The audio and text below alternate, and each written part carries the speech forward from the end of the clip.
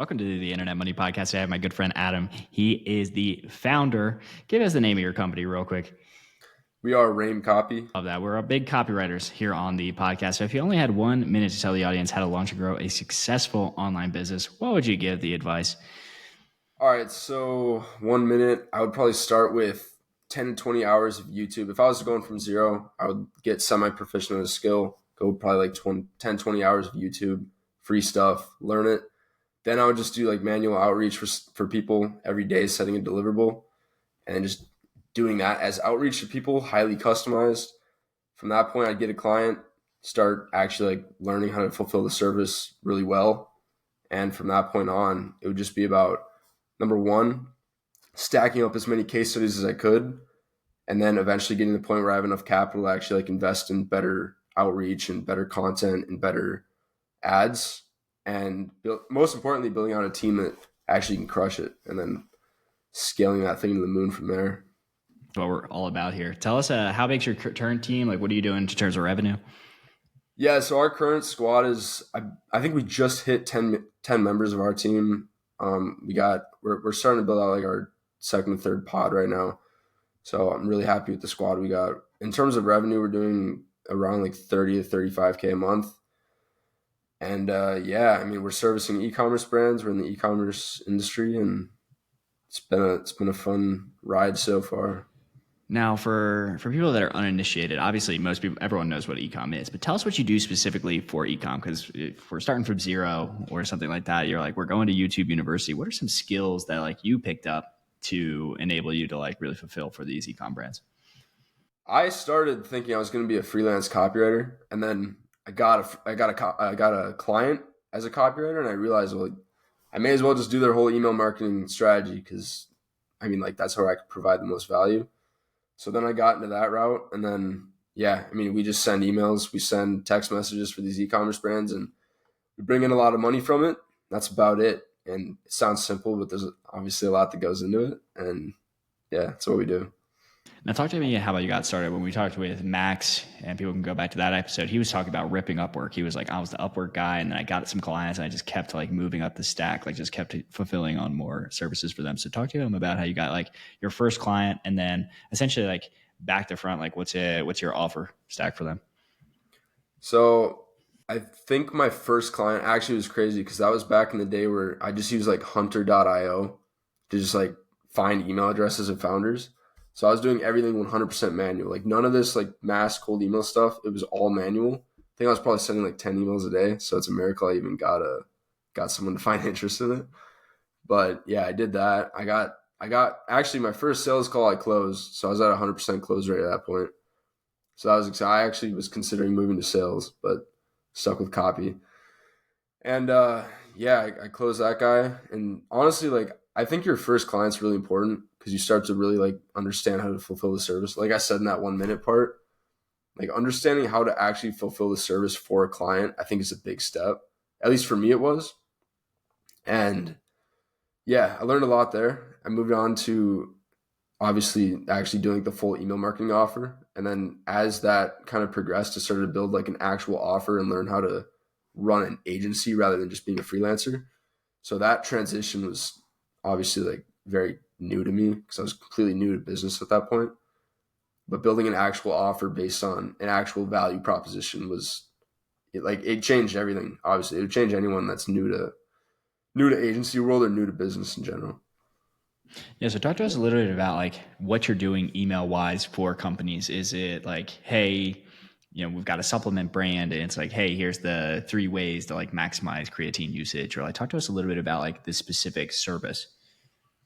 Yeah, so email marketing is really, I'd say for the most part, it's pretty simple. Like it's easy to overcomplicate, but it's really simple. I like to think of it more so it's based on the actual skill rather than the complexity of it.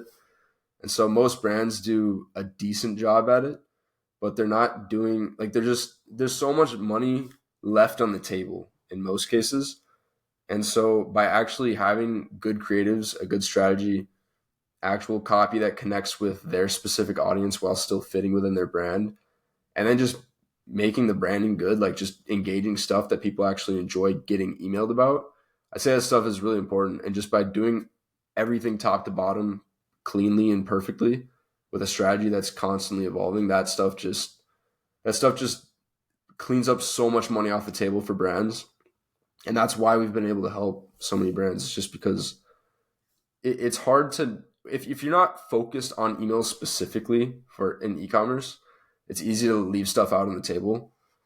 And so we're just the ones that step in and just kind of like put full focus on it because there's things always changing. So having a team dedicated to it is really valuable to them. So talk to us about like a traditional ecom funnel and then where kind of email comes into play. My suspicion is it's going to be like meta ads or like a TikTok shop. And then you've got multiple storefronts. Maybe you're funneling them into a landing page. You try to get people to take up a discount in exchange for an email. Like talk to us a little bit about how like ecom funnel works in general and then where email fits in that process. Yeah, so the crazy part about e-commerce is that the very best stores convert like 3 to 5% of their traffic. Like that's their conversion rate. So when you're driving traffic to a website, there's at any given moment, there's 97% of traffic on the high end or on the low end being just lost. And you're just kind of hoping that they re-engage with your brand through another ad or your organic socials or your retargeting ads or whatever it is, Google SEO maybe. You're just hoping they come back in through that stuff. But where we can add value is getting a nice chunk of those people onto the email list and then steadily, day after day, week after week, just growing that list up for them. And then the people that aren't ready to buy right away, that 97%, we can just constantly market to those people and just send them value-driven emails that they actually enjoy getting and answer any questions or objections that they might have. And then throughout that process, they get more warm to your brand and they kind of build a connection to you. And yeah, from that point, you can turn them from a non-buyer to a first-time buyer and take it from there down your funnel. All right, so let's imagine I'm going to Adam's creatine website and I'm like, yeah, I'm just not ready to buy yet. Talk to us a little bit about one, how you like incentivize capturing the email and then like what kind of emails, old Jaxie can expect in his inbox to try to make him a buyer. All right, so you just joined the list.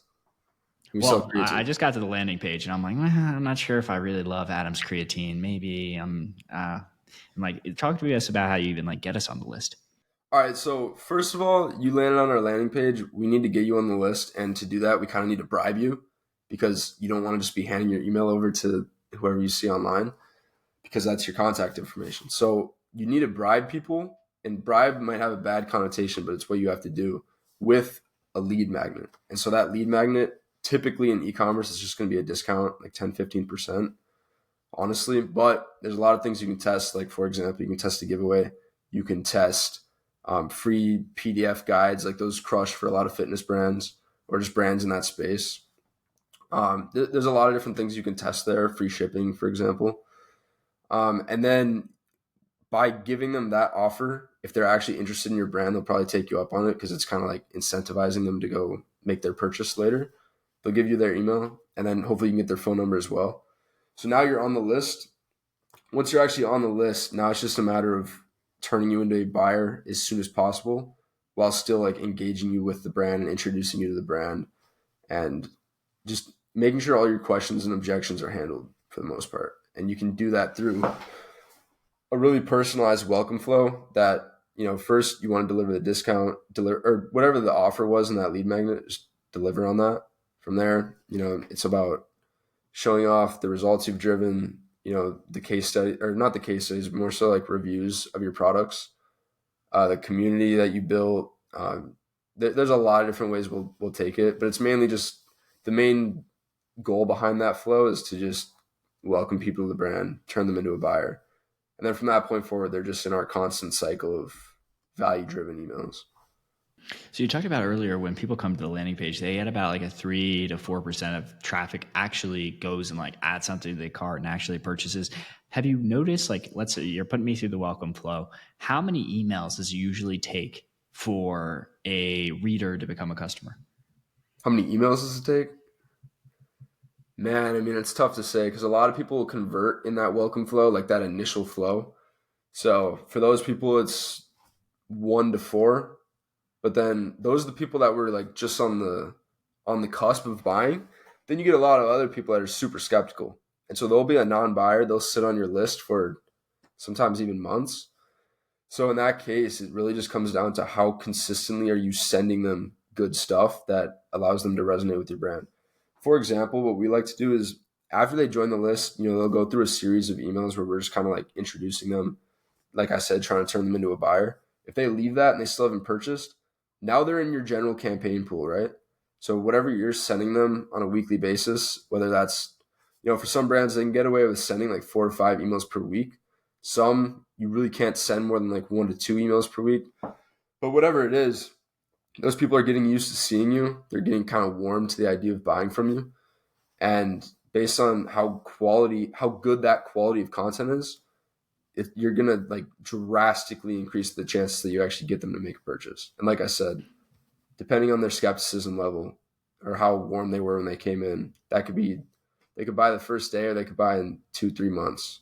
So it varies greatly. Yeah, you mentioned how good the content is. Maybe you could give us some examples of like brands you've worked with and like what kind of content actually like really drove like the conversion mechanism or like because I assume it depends wholly on the content. Yeah, I mean, so the thing is with email is that if every email that I send to you is just sell, sell, sell, sell, sell, you're gonna unsubscribe and you're gonna leave the list, and we really are just gonna churn through everyone that joins us. So the real key there is balancing value and intriguing stuff with weaving in the products and selling at the same time.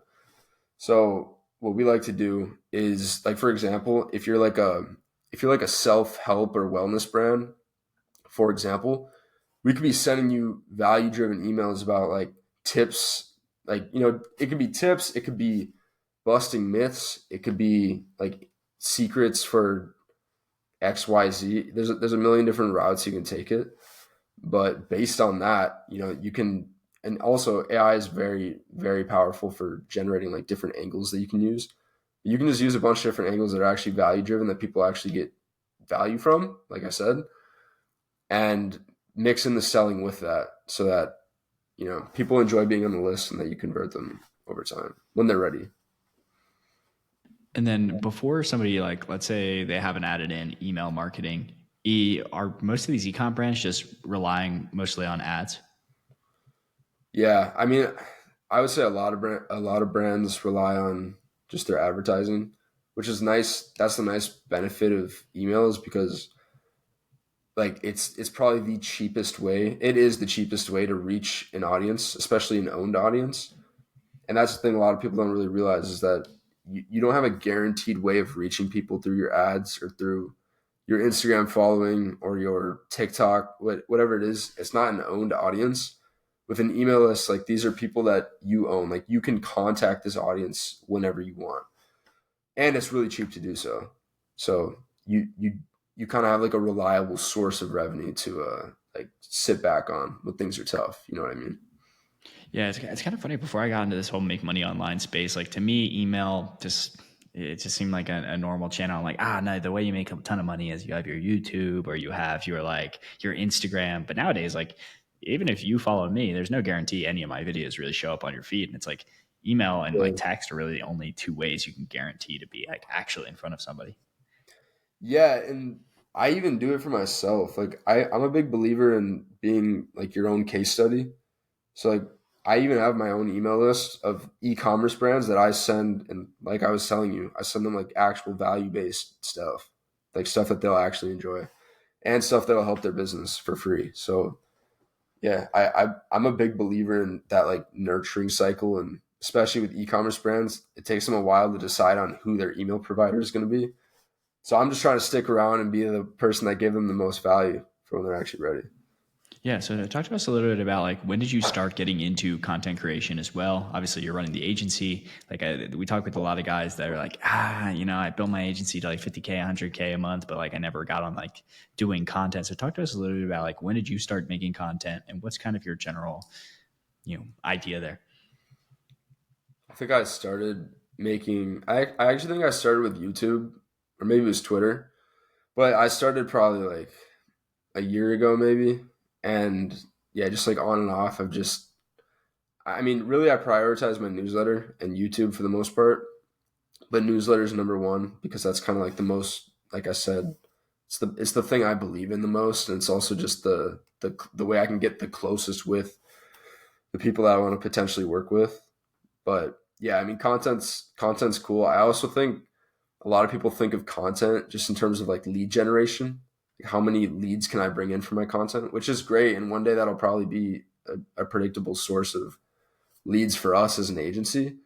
But I think of it actually more so as like a lead conversion mechanism as well. So like for example, I've had multiple like for example, my YouTube is not big. I think we've got like 160 subs there. It's not big. But almost not almost, I would say probably half the leads that I've converted into active clients in the last 4 or 6 months have talked to me about my YouTube channel. Like they're watching the videos. So it works nicely because they're seeing the stuff that we're posting and they're actually like trusting me because they've spent more time with me seeing the videos.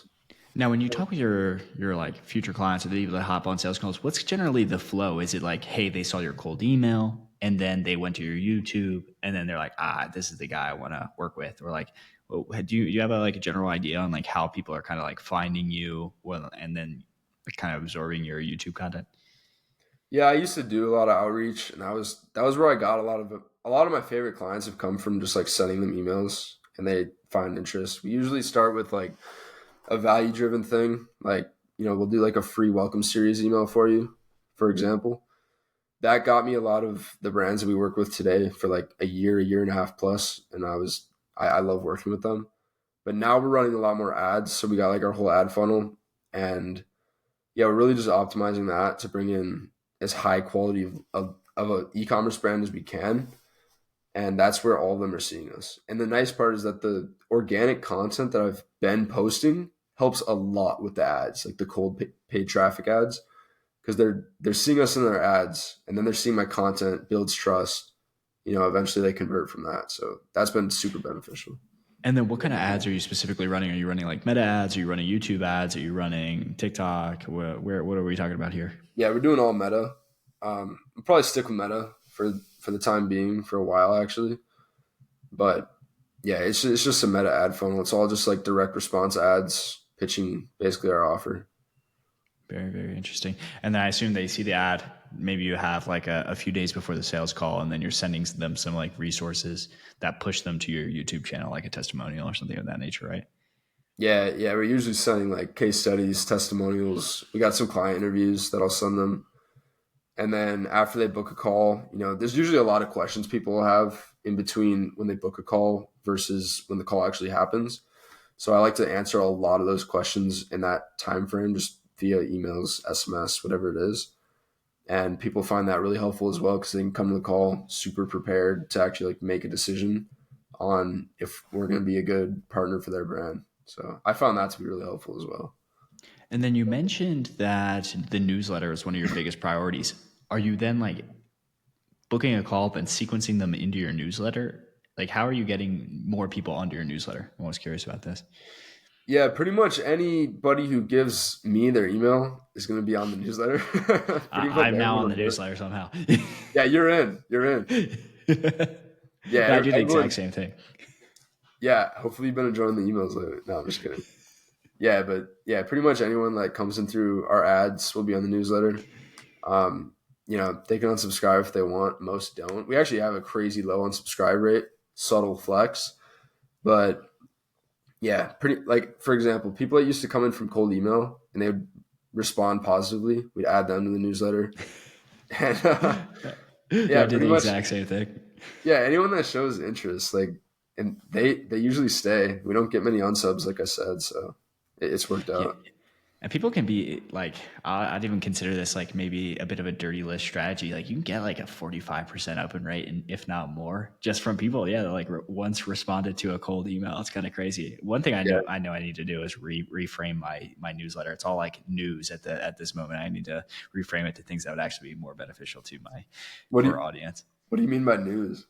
News, it's like crypto news. So we write Uh, for Web3 companies. So I was able to get like an ex writer from a really big crypto newsletter, and I was like, well, I don't have a newsletter. You go run this, and we were actually able to build it up to like 2,200 subscribers. But it's nothing that actually leads to sales for us. Maybe we could get some advertising, but yeah, I'll talk to you after see yeah, what we can do. yeah, we'll talk about it for sure. Yeah. So okay, you live in Tampa. You're 21 years old. I assume you're not going to college. Yeah, 21. No, I'm not in college anymore. Talk to us a little bit about like, because there's a perennial debate in the entrepreneurship community slash the make money online community. It's Yeah. like college or no college. Max is like college because he's like, I can still drink beers with my friends and run a big agency. Yeah. But I assume you're a no college guy. So tell us your argument on the no college. I mean, I'm not gonna lie. I have a ton of respect for the guys like Max. Like Max is a killer. I don't know how he does it. Me personally, I was just like, I saw what I was doing in college. I didn't really think it was worth staying for. They just based on what I was studying. I was studying econ, and yeah, I just didn't. I thought it was better to just put all my focus into the agency stuff rather than diverting it into two different directions. Because I mean, yeah, you can get through college like not really trying, but it still takes a decent amount of time. So I was like, it's just not worth it. I had people that definitely told me I was making a bad decision. Maybe they'll be right in the future. I hope not, but yeah, I have a ton of respect though for the guys that like stick it out and finish it for sure. No, I think you made the complete right decision. If I was privy to all the information you're currently privy to, I would have done the exact same thing. I just had a friend that went and worked for WAP and then quit after maybe like a month. People could Wow. probably figure out from past episodes who that was, but he was essentially like, well, I was spending all this time in meetings at the company. And he's like, if I just diverted that exact same attention to my agency, I would have doubled my agency, which would have been way more than the compensation. So it's very similar to like picking up a wagey job. It's like, yeah, you could get some short-term liquidity, but is it worth the like diversion of attention that your business gets? Yeah, I don't think so. exactly. Like I just like to be focused on one thing, especially when you actually have like a lot of conviction in what you're doing. You know what I mean? You see a lot of promise with running an agency and building that skill set. Like I believe that the skill set I get from running an agency is a lot more valuable than an econ degree. Like I said, 100%. maybe I'll be wrong about that in the future, but that's just the bet I'm taking.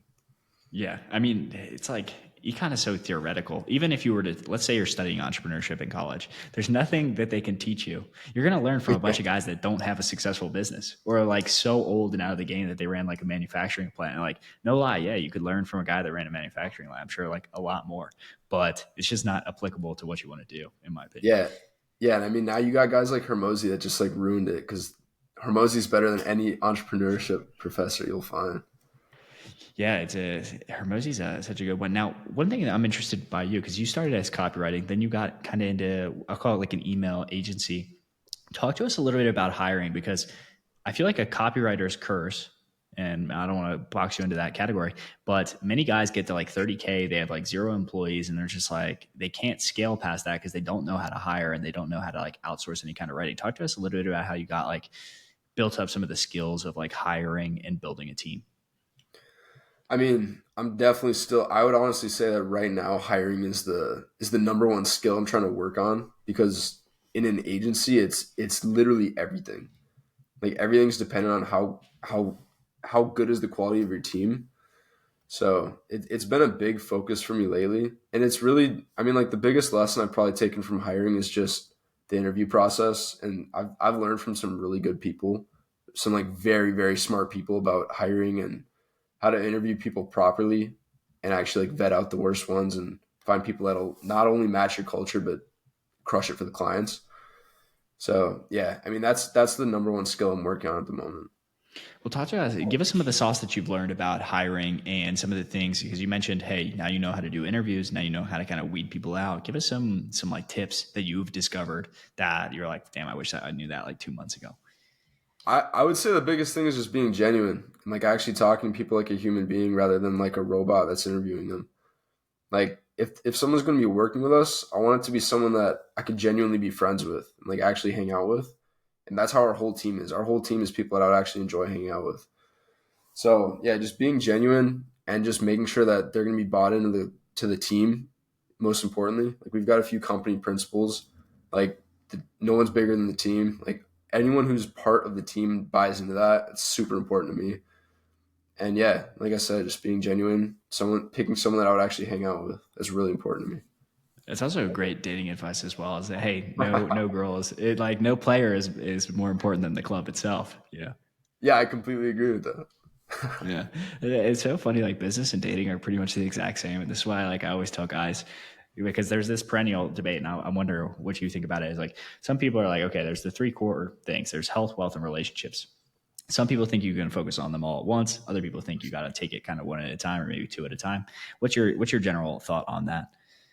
On the three Yeah, categories. can you improve all three pillars at once, or is it like, hey, this is like the season of wealth, or like, Yeah, it's actually funny because I think of like life that same way, but then I also add in faith. So I think about it in four. So faith, health, wealth, relationships. I know like Ty Lopez also has like categories for that.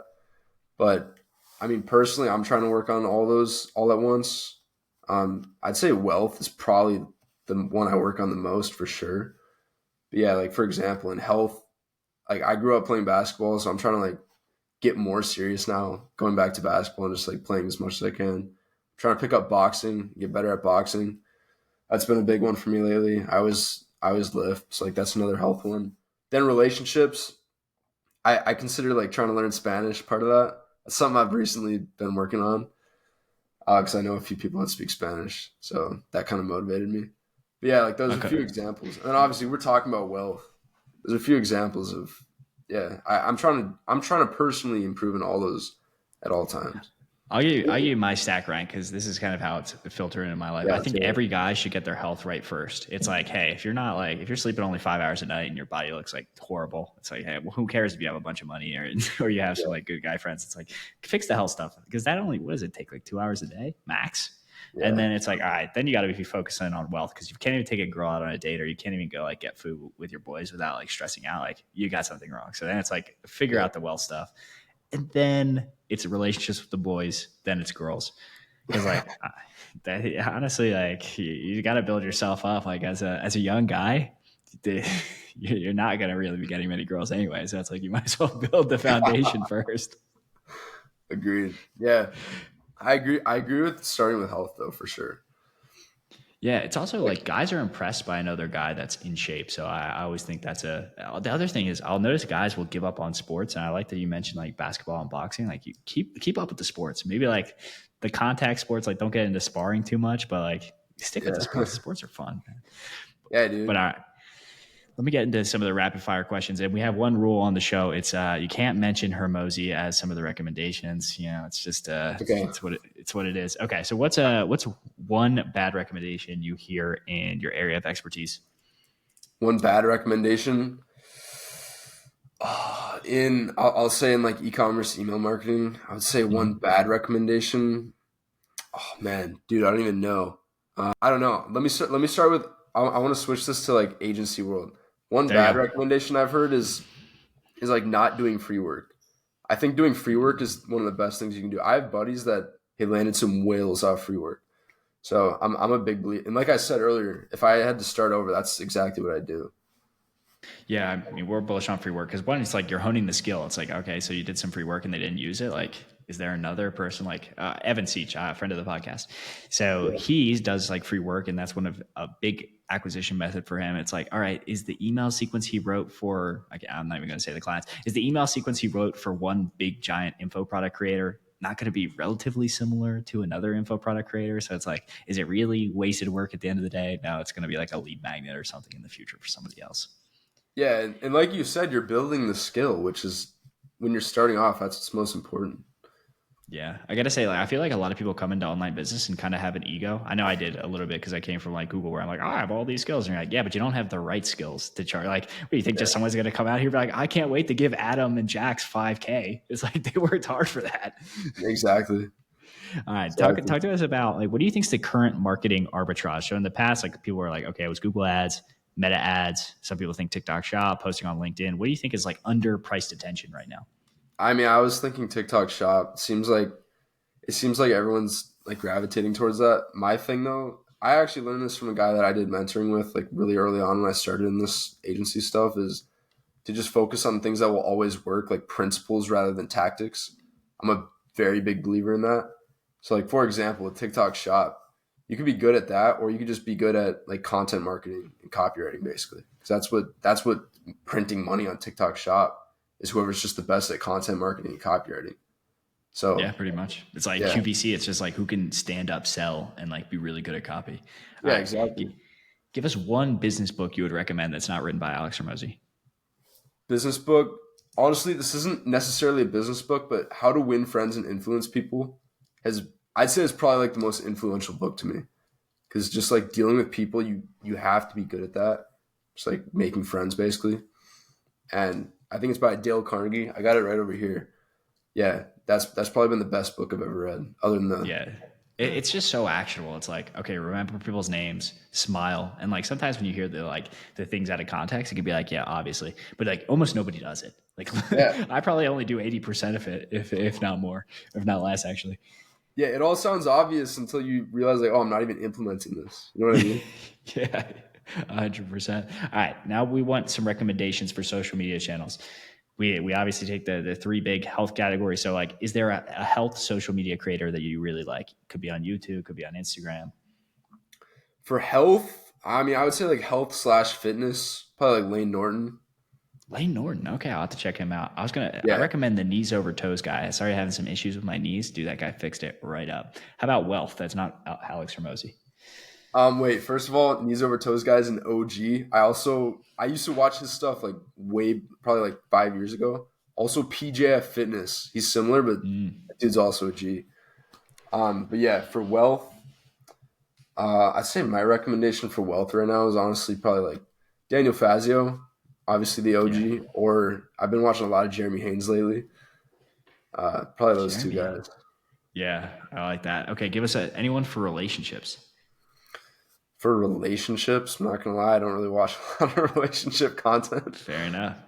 Almost everyone says Chris Williamson from CA. I'd say I've been listening to this guy, Game God Goldie. Pretty interesting. Highly recommend. Check him out. He's I don't Goldie? think he has the most admirable lifestyle, but it's quite. He has some very curious things. Wait, you said Uh, Goldie?